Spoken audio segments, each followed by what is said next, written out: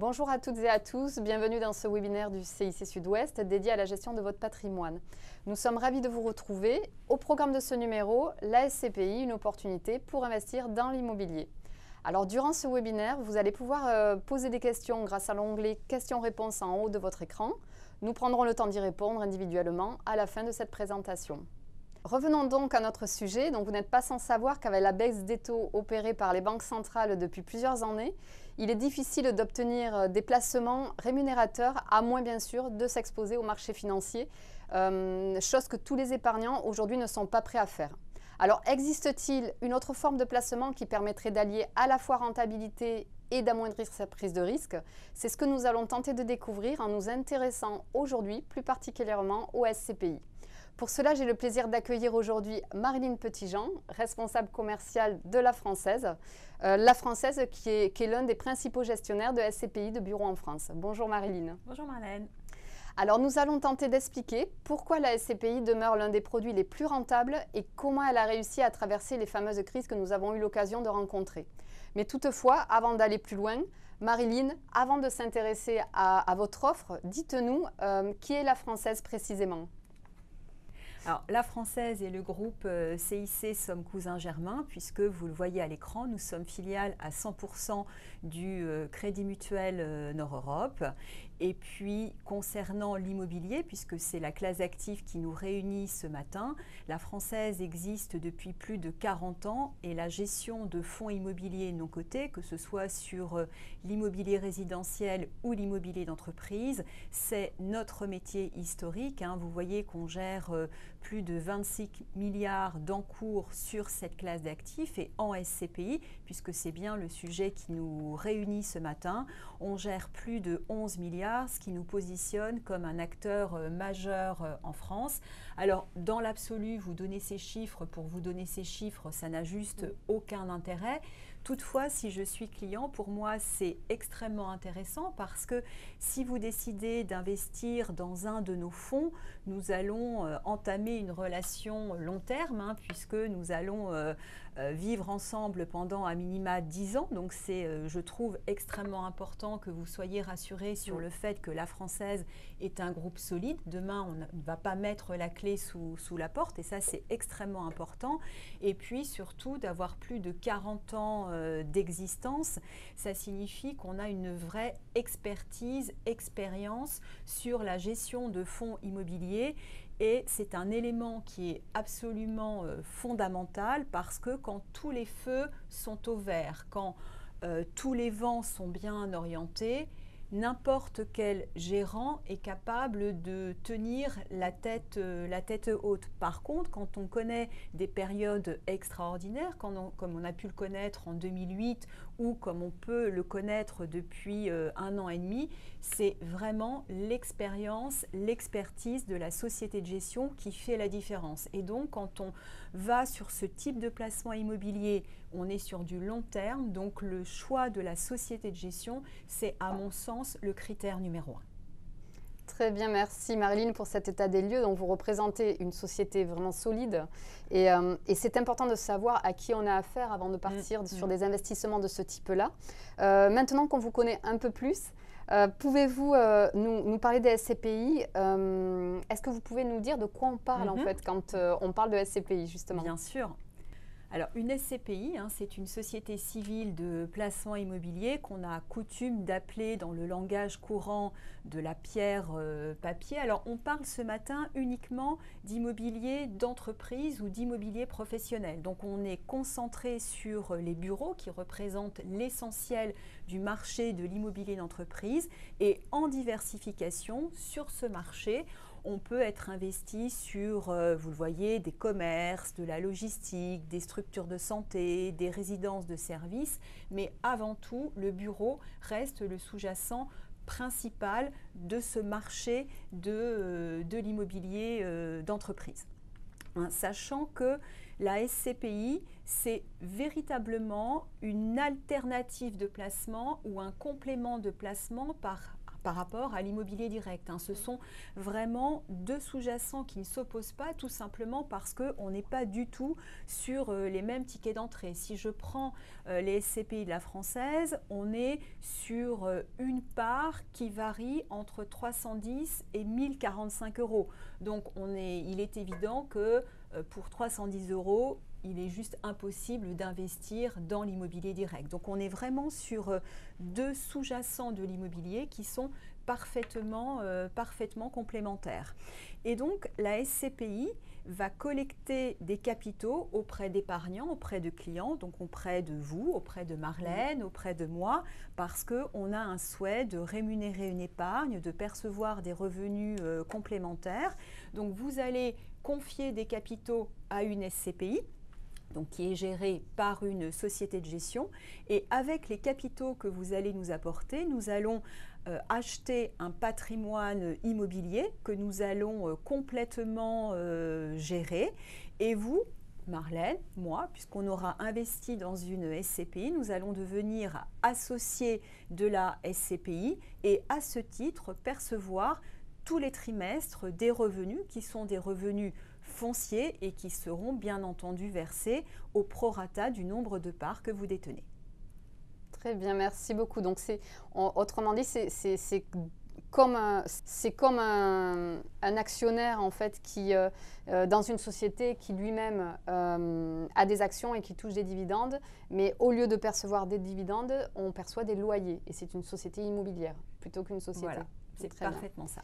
D'accord, donc c'est donc une solution d'investissement particulièrement bien adaptée à un client qui recherche des revenus complémentaires pour ses besoins, ses projets à court, moyen, long terme à titre personnel.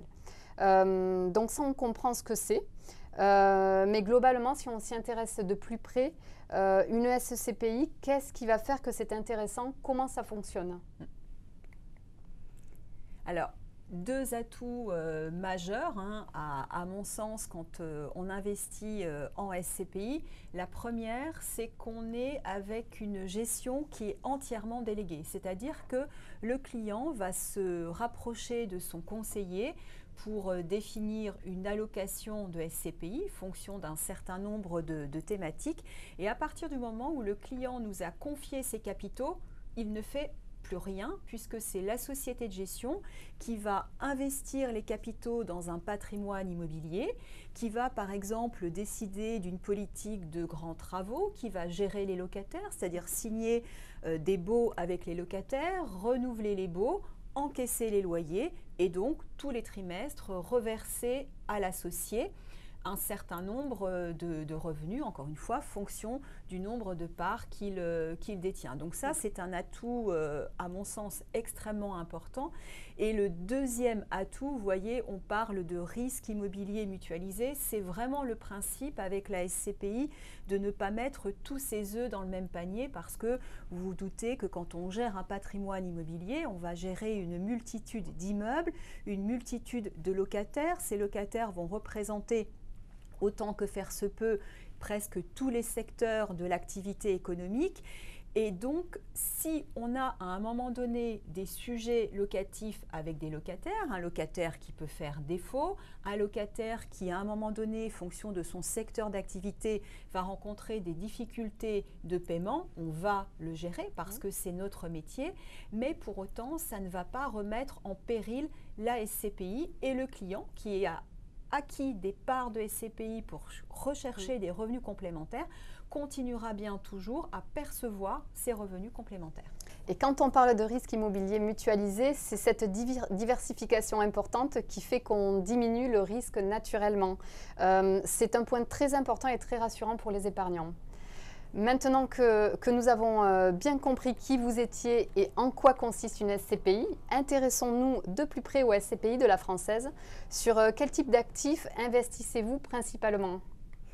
Alors, en préambule, on a conscience à la Française que la SCPI, c'est un produit patrimonial, bon père de famille, avec des guillemets, qui est souscrit par des clients particuliers qui veulent rémunérer une épargne et rechercher des revenus complémentaires.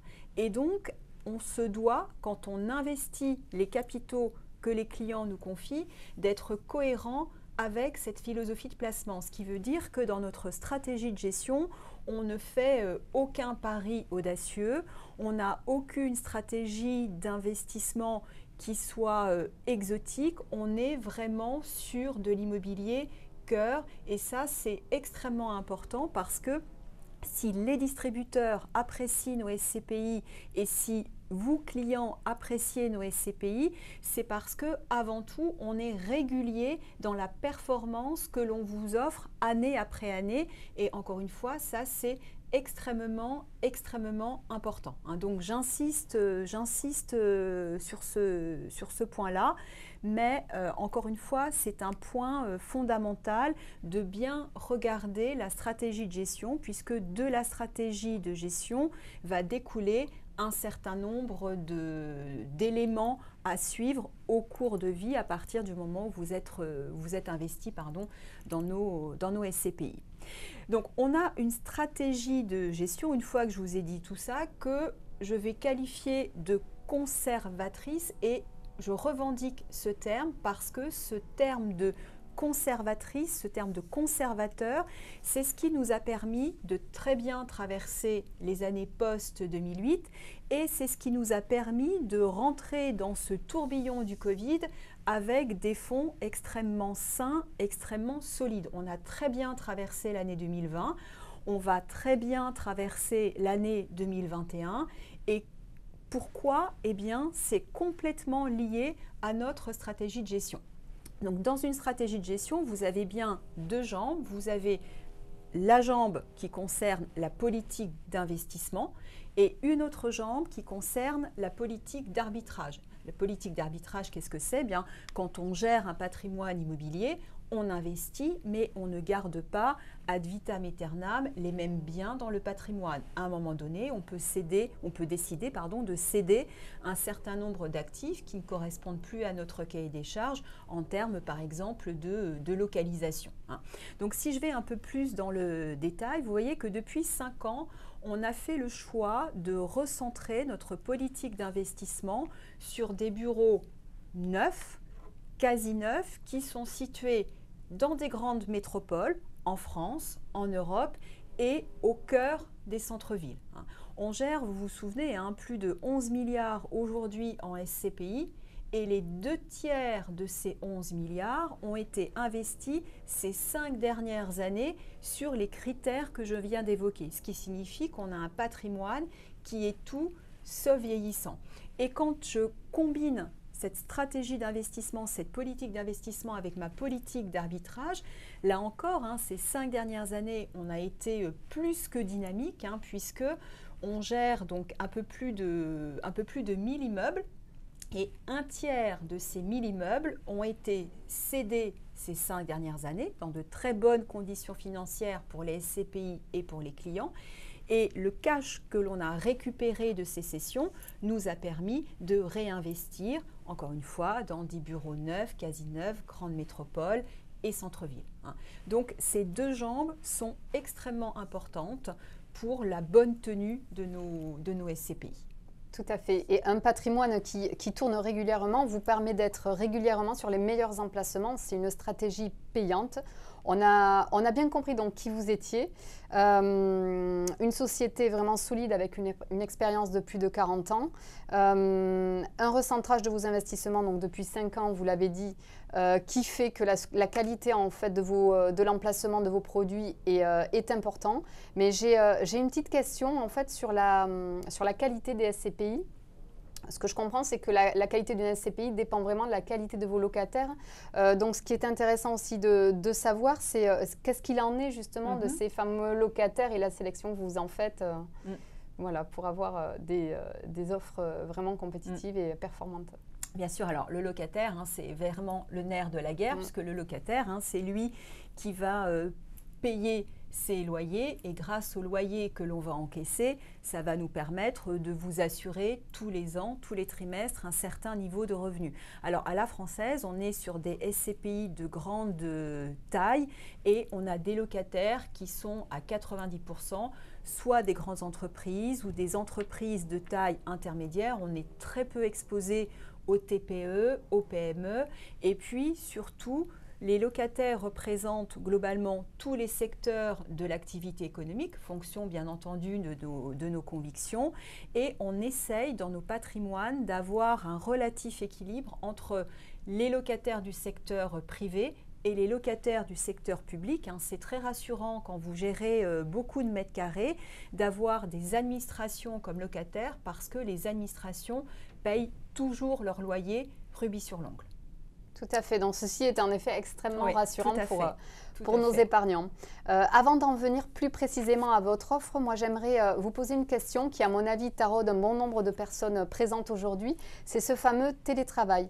À votre avis, est-ce qu'il ne va pas aller à l'encontre, justement, de l'immobilier de bureau? Et comment vous positionnez-vous par rapport à ce nouveau mouvement sociétal, on va dire, qu'est le télétravail? Effectivement, c'est la question prioritaire, c'est la question du moment et elle est plus que légitime. Parce que si vous n'êtes pas convaincu que le télétravail ne signifie pas la fin du bureau, quelque part on s'arrête là et vous vous doutez que la réponse, elle n'est pas complètement, elle ne va pas complètement dans ce sens. Alors, en préambule, il est important de rappeler que le télétravail existait avant le Covid, puisque avant le Covid, vous aviez 7% des salariés qui étaient en télétravail régulier. Nous, la Française, par exemple, depuis 2016, on pouvait, si on le souhaitait, avoir une journée de télétravail par semaine et quel que soit notre lieu de vie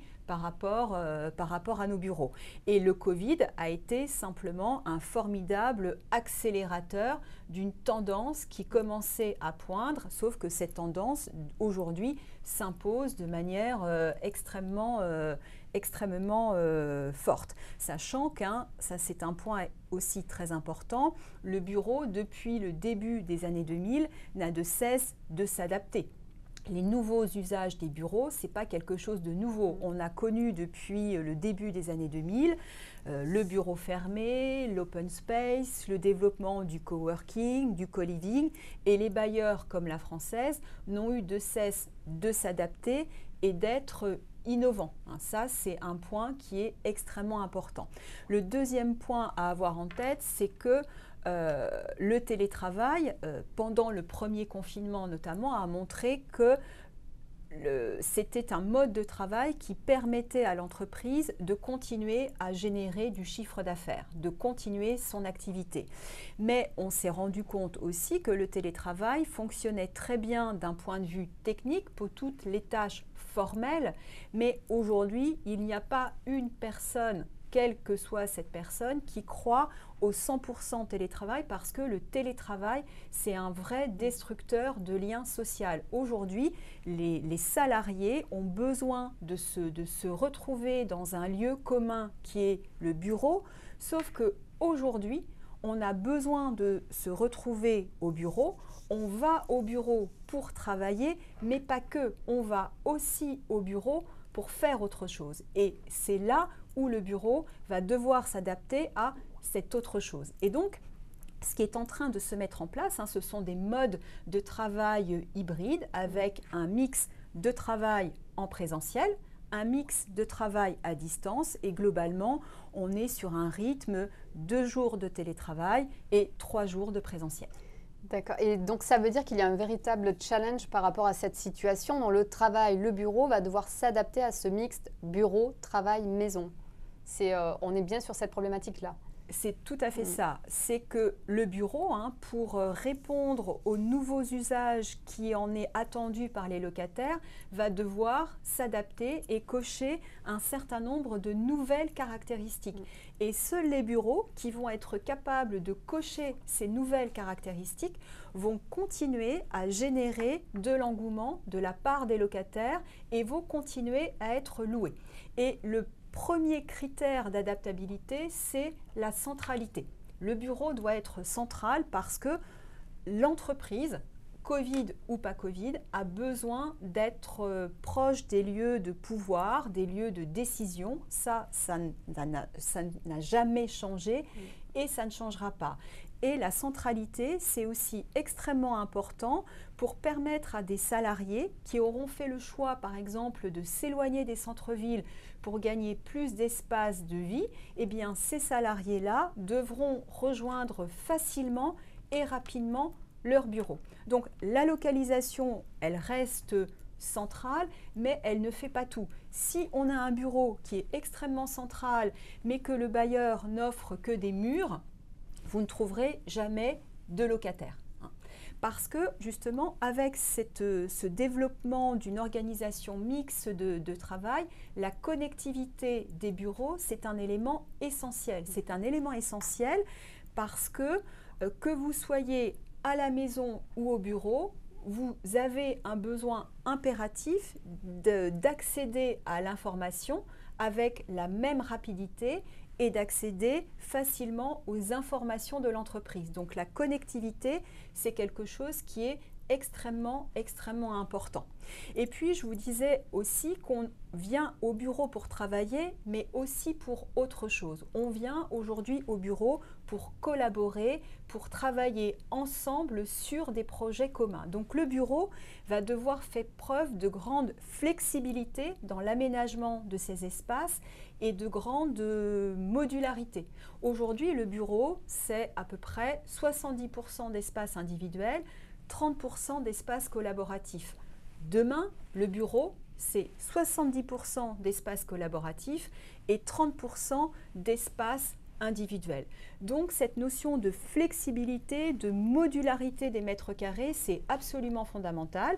Et nous, la Française, on est même en train de réfléchir à intégrer de la flexibilité jusqu'au niveau des baux. Donc la flexibilité, c'est extrêmement important. Et puis enfin, il faut que le bureau puisse offrir à ses salariés un certain nombre de services pour donner envie aux salariés de venir au bureau et faire que le salarié se sente bien au bureau, en tout cas aussi bien que chez lui, si ce n'est mieux que chez lui. Donc l'offre de service, ça peut être par exemple des services de conciergerie, de lavage de voitures, de salles de sport, de salles de musique, d'avoir une cafétéria, mais qui ne soit plus la cafétéria d'antan, avec un espace extrêmement convivial, des concepts de restauration qui peuvent être un petit peu innovants. Donc pour donner envie aux salariés véritablement de venir sur site. Et donc une fois qu'on a parlé de centralité, de connectivité, de flexibilité et de service, on se heurte à un constat qui est qu'en Île-de-France, on a un certain nombre de bureaux qui sont obsolètes. En Île-de-France, vous avez 3/4 des entreprises qui travaillent dans des bureaux qui ont plus de 25 ans. Donc ça signifie que ces bureaux-là, aujourd'hui, sont obsolètes et n'auront pas les moyens de répondre aux nouvelles attentes des locataires. Et donc ces bureaux-là ne vont plus trouver locataires et vont devoir trouver un autre usage, une autre destination. Donc il va y avoir moins de bureaux, mais mieux de bureaux et pas de perte en mètres carrés, parce que quand on parle d'espace collaboratif, on se rend compte qu'on a besoin du même niveau de mètres carrés. Et puis maintenant, les bailleurs ont en tête que des crises sanitaires, ça peut arriver n'importe quand. Et donc, le nombre minimum de mètres carrés par salarié, aujourd'hui, va rester important. Donc, moins de bureaux, mais mieux de bureaux. Et encore une fois, seuls les bureaux qui pourront s'adapter sauront faire face à ces nouveaux usages qui sont attendus par les locataires. Sachant qu'encore une fois, à la française, on est une société innovante, donc on avait déjà anticipé ce déploiement du télétravail, encore une fois, qui commençait à poindre bien avant la crise sanitaire. La Française, une société dont il y a une certaine expérience, 40 ans, on l'a précisé, vous nous l'avez rappelé Marilyn, avec une stratégie de gestion claire et qui a pour volonté d'avoir une offre de produits également claire, durable et diversifiée.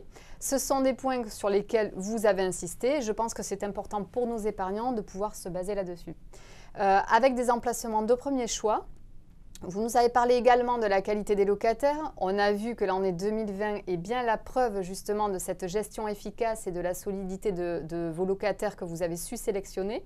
Cela fait qu'aujourd'hui, les rendements que vous distribuez ont été ceux qui avaient été annoncés et ce qui n'était pas forcément avant cette période facile pour se projeter justement sur ce rendement qui allait être servi. Donc ça, c'est un point également très très important. Et puis un dernier point très très positif, c'est que vos SCPI et notamment les principales sont dotés de réserves de distribution, ce qui permet à mon avis de pouvoir affronter vraiment de manière sereine les prochaines périodes qui seront un petit peu sensibles.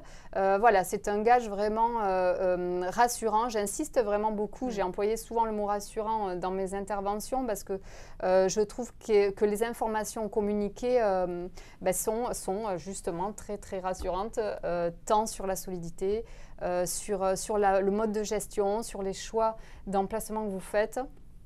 Et si ça peut vous permettre de vous projeter sur ce type d'investissement, tant mieux parce que c'est un réel outil de diversification de patrimoine et les SCPI gagnent vraiment à être connus et remis vraiment en tête d'affiche dans les stratégies patrimoniales de diversification. En résumé, donc, avoir un peu de SCPI dans son patrimoine demeure un excellent conseil pour le diversifier et se procurer évidemment des revenus complémentaires tout en déléguant la gestion à un tiers de confiance et professionnel. Donc, sur la slide suivante, c'est un adage un petit peu que Marilyn nous dit souvent et qui est très très juste. On ne choisit pas en fait si la mer sera calme ou agitée, mais on peut choisir son navire. Donc, pour vous aider dans le choix du navire, justement, nous avons fait ensemble ce tour d'horizon sur les SCPI. Avec Marilyn Petitjean donc de La Française. Pour en savoir plus, je ne peux que vous encourager à vous rapprocher de votre conseiller patrimonial en local ou aller également sur notre site cic.fr. Mais ce que je vous propose peut-être juste avant de prendre contact avec votre conseiller, c'est qu'on prenne les questions que vous avez pu poser dans l'onglet questions-réponses en haut de votre écran. Et donc je vous dis à tout de suite, on se retrouve sur le plateau. Merci Marilyn. Merci Marlène, merci à tous.